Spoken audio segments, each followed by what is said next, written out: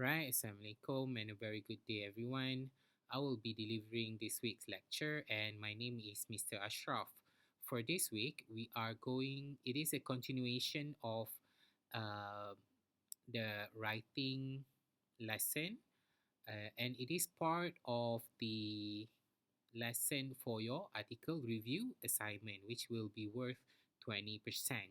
So, last week, in the previous weeks, we have looked into how to write a proper introduction as well as how to do um, a summary, right? Now, for this week, we are going to look at the core of the assignment itself, which is how to review an article. All right, before we begin, um, let's see what is the importance of being critical of what we read.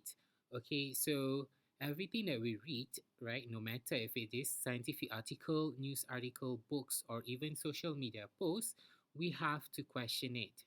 Why we have to question it? Because we are in the age of technology whereby information is flowing freely into what we read or see every day.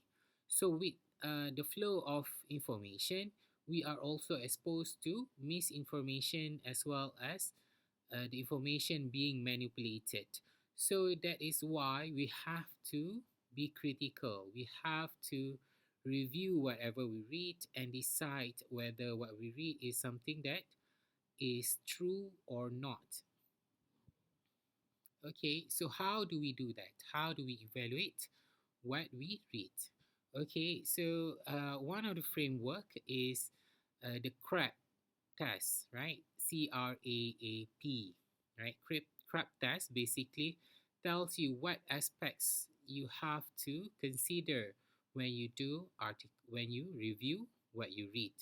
Okay, so there are five things here, which is currency, relevance, authorship, as well as accuracy and purpose. So, these five things we will go through one by one and we see what it means. All right, currency is basically looking into it how current something is information that you read, right?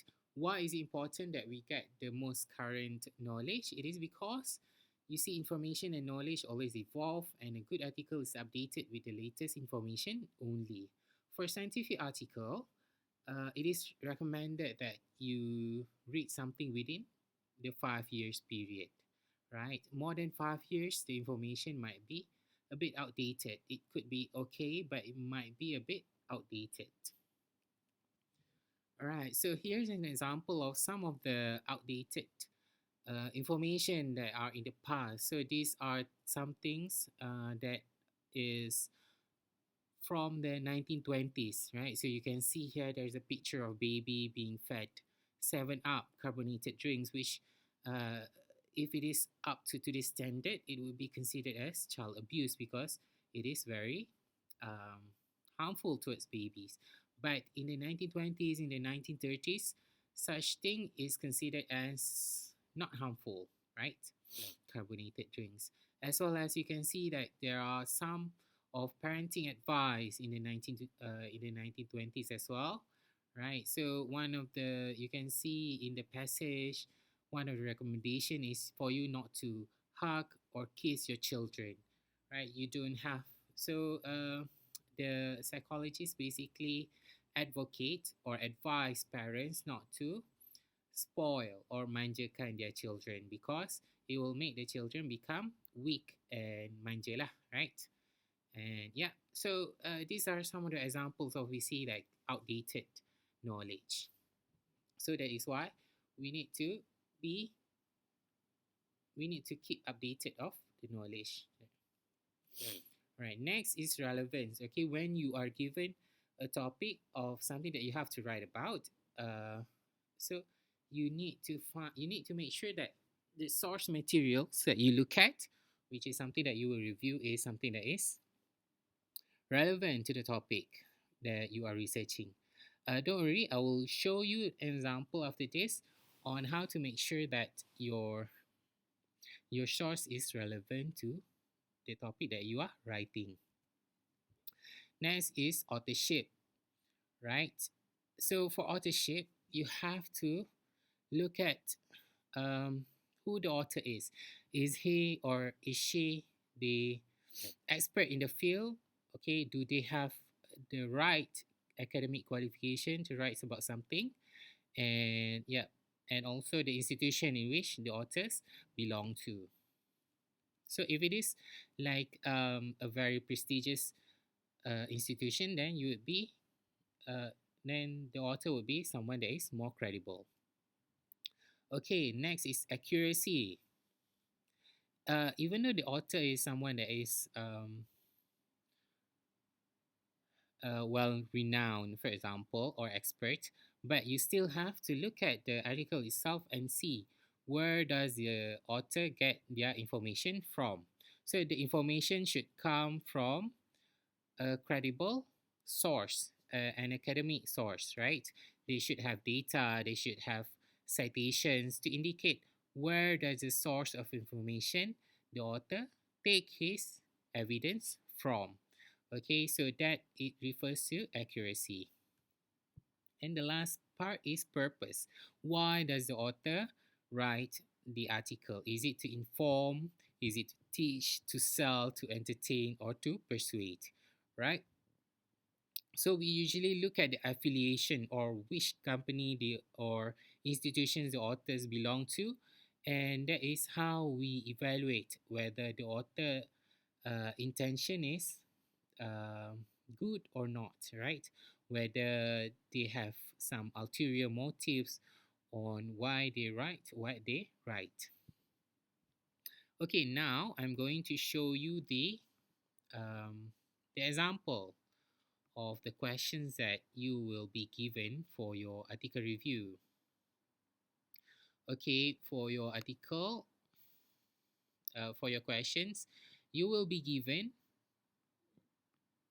here an article.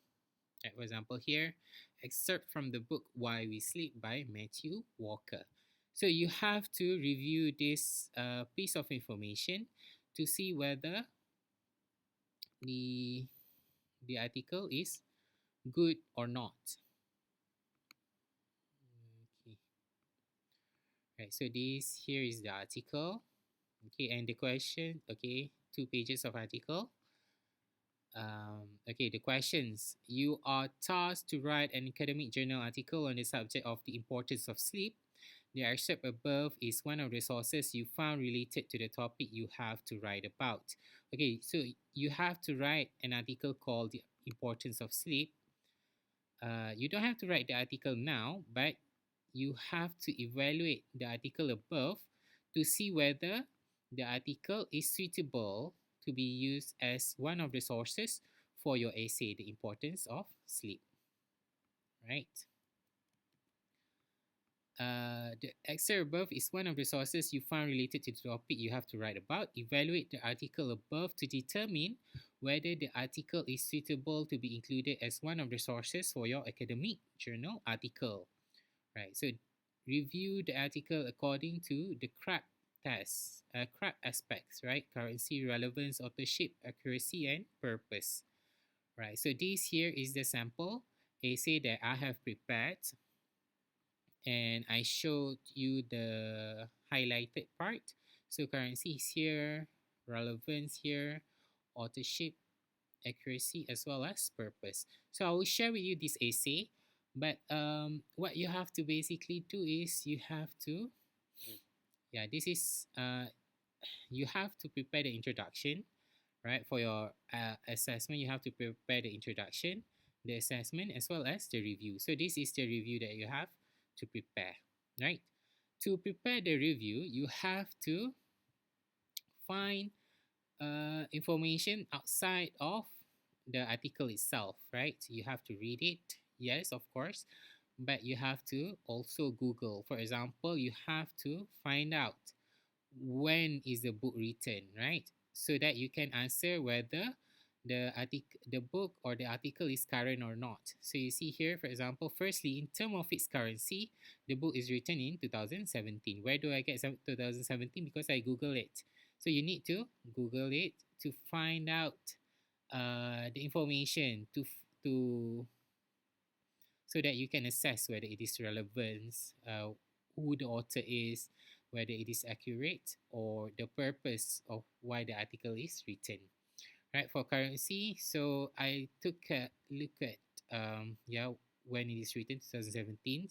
So it is 5 years ago. So you see that the time period is still would make it still to be current lah, right? Because it's within 5 years. And it is also based on decades of research. So Walker ni is not only his book is on sleep, but he has been a researcher for sleep researcher for 20 years already. So we know that he knows what he's talking about. Okay, the next aspect is relevance. Here, because you have to talk about, you have to write an essay on the importance of sleep. So you look at the content here. So the content here was talking about the harmful effects of not getting enough sleep. So the harmful effect, of course, it is relevant to the title, right? The importance of sleep. So that's why you say it is relevant. And then the next part, authorship, right? So on further inspection, I found out that Walker is a neuroscientist, and not only that, he also works at very prestigious university. He works at Harvard University as well as University of California, and he has spent more than 20 years studying sleep.